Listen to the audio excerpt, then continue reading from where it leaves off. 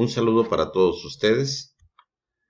En este video vamos a ver un procedimiento para determinar la fórmula de distancia entre dos puntos en un sistema coordenado rectangular. Para ello lo que vamos a hacer es trazar un par de ejes coordenados. Tenemos el eje de las X, tenemos el eje de las Y.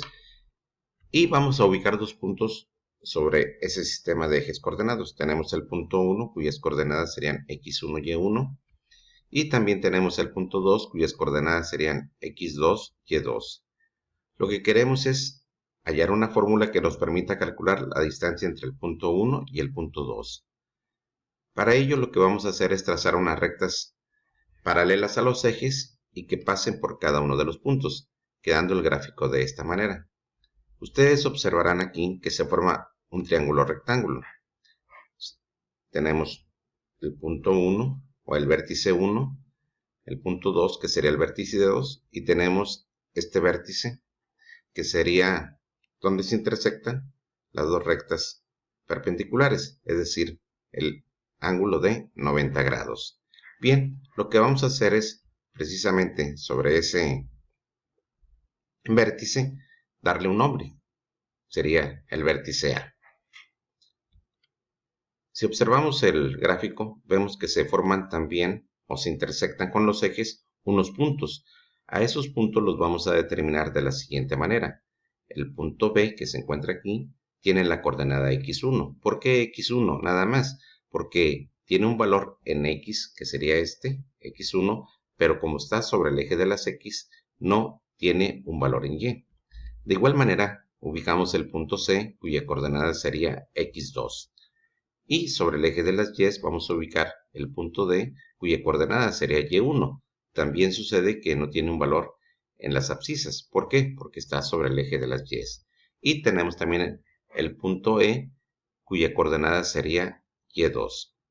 Bien, con esto ya estamos listos para empezar el procedimiento para hallar la distancia entre dos puntos en un sistema coordenado rectangular. Bien, entonces, para hallar esa distancia vamos a proceder de la siguiente manera. De acuerdo al teorema de Pitágoras se cumple que la distancia que hay del punto 1 al punto 2 elevado al cuadrado es igual a la distancia que hay del punto 1 a A elevado al cuadrado más la distancia que hay de A al punto 2 elevado al cuadrado. Es decir, el cuadrado de la hipotenusa es igual a la suma de los catetos elevados al cuadrado. Pero, si ustedes observan, también en la figura se cumple que la distancia que hay del punto 1 a A es exactamente igual a la distancia que hay de B a C. Y esta distancia de B a C la podemos calcular de esta manera. La coordenada del extremo menos la coordenada del origen. Es decir, la distancia que hay del punto 1 a A es igual a la distancia que hay de B a C y que es igual a X2 menos X1. De igual manera, la distancia que hay de A al punto 2 es igual a la distancia que hay de D a E. Y la distancia de D a E la podemos calcular como la coordenada del extremo menos la coordenada del origen. Es decir, la distancia de D a E es igual a Y2 menos Y1.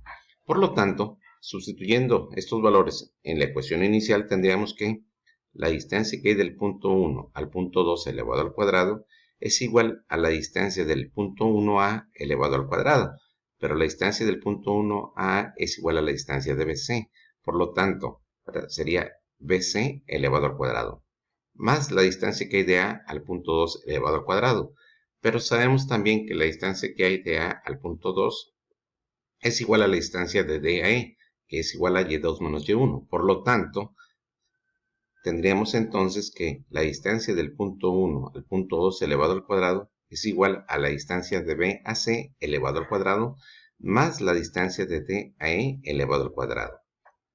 Sustituyendo entonces tendríamos que la distancia que hay del punto 1 al punto 2 elevado al cuadrado es igual a BC elevado al cuadrado, pero BC es igual a X2 menos X1 elevado al cuadrado, más DAE elevado al cuadrado, pero DAE elevado al cuadrado es igual a Y2 menos Y1 elevado al cuadrado.